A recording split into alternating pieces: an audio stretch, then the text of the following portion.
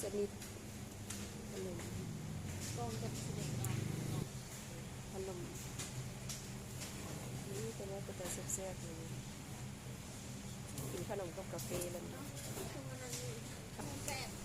โอ้โหน่ากินจังเลยมีวัตถุชนิดขนมแซ่บดีอยู่นั่นแหละนี่ปลาเนาะเลือก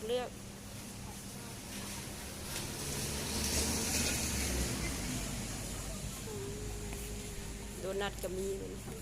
โดนัทกัวซองแซ่บดิก่อนบอกง่ายๆ15,000 15,000สอง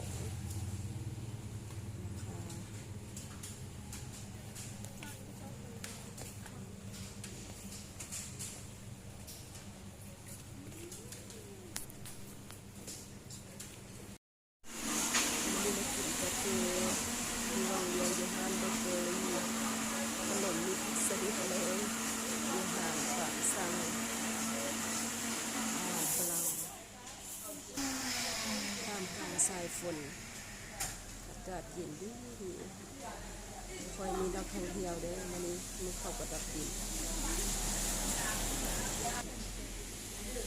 เด็ก